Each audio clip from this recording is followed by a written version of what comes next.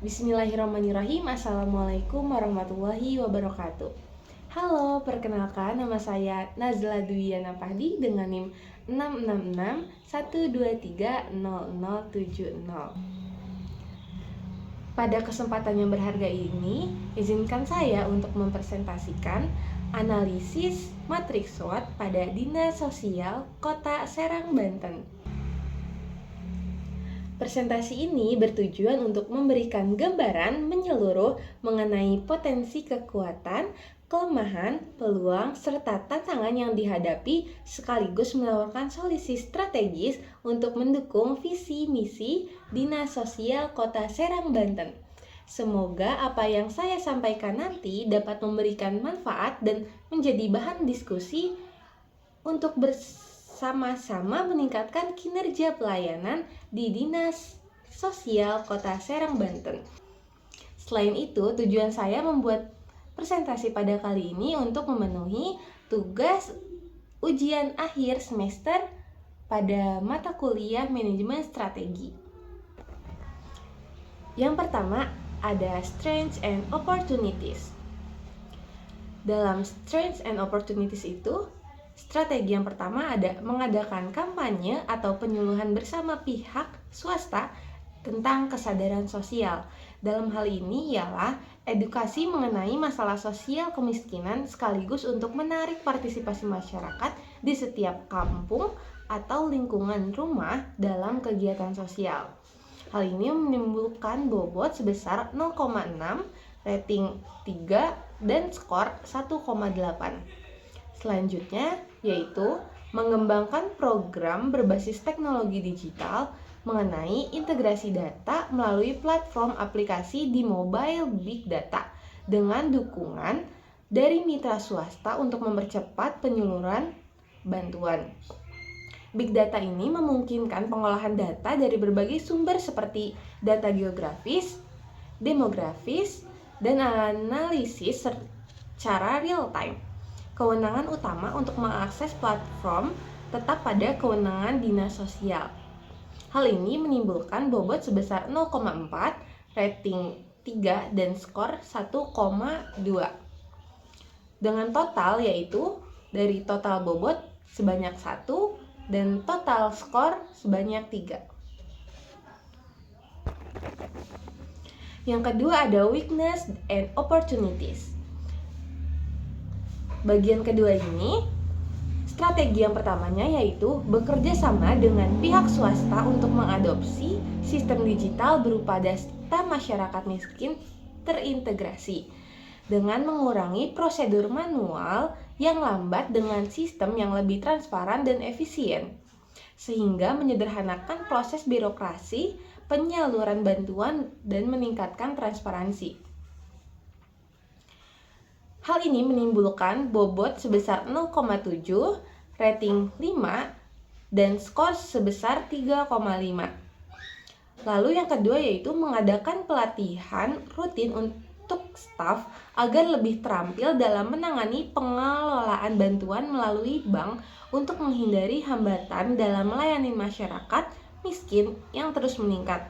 Pelatihan ini bisa dalam bentuk offline maupun online melalui via Zoom Meet atau Google Meet.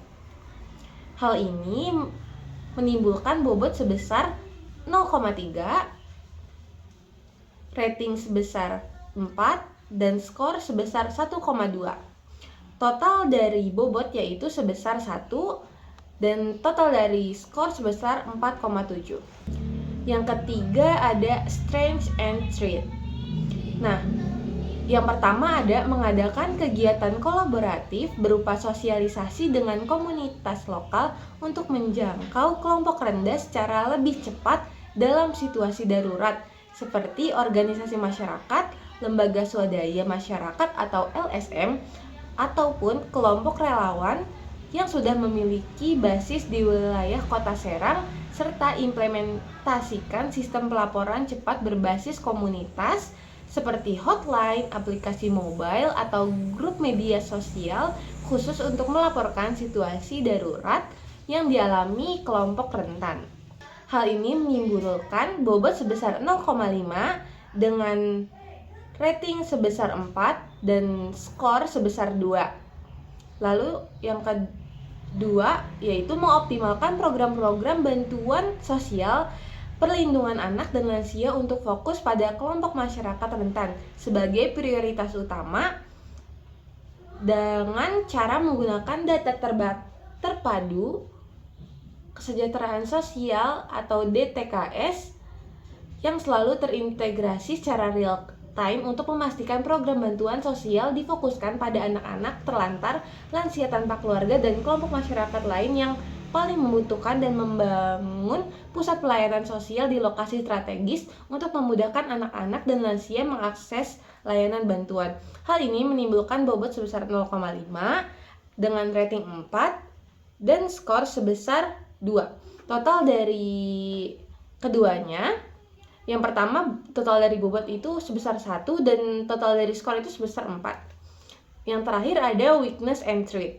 Nah, yang pertama dalam weakness and threat itu membentuk tim khusus prioritas untuk menandatangani kasus darurat guna mengurangi beban kerja yang berlebihan dengan membentuk tim yang terdiri dari personal dengan keterampilan dan keahlian khusus sesuai dengan kebutuhan penanganan khusus kasus darurat.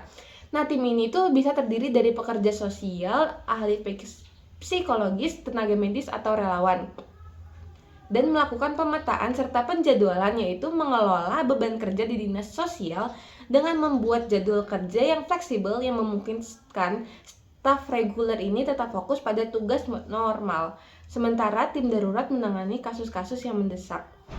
Nah, hal ini menimbulkan bobot sebesar 0,8 dengan rating 5 dan dengan skor 4. Nah, yang kedua itu dengan menggunakan dana Corporate Social Responsibility atau CSR dari mitra swasta untuk melatih staf dalam efisiensi pengelolaan birokrasi dengan melakukan pelatihan yang dapat dilakukan dalam bentuk workshop, seminar, atau kursus online yang diadakan oleh mitra swasta dengan sesuai dengan kebutuhan. Nah, setelah pelatihan selesai itu melakukan evaluasi untuk menilai dampak pelatihan terhadap peningkatan efisiensi kerja dan penurunan hambatan birokrasi. Nah, hal ini menimbulkan bobot sebesar 0,2 dengan rating 3 dan skor 0,6. Nah, total dari weakness and threat itu dengan bobot 1 dan skor sebesar 4,6. Nah, total dari keseluruhannya yaitu skornya sebesar 16,3.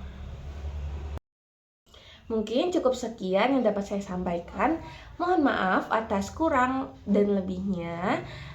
Dan terima kasih banyak yang sudah menonton sampai akhir. Wassalamualaikum warahmatullahi wabarakatuh.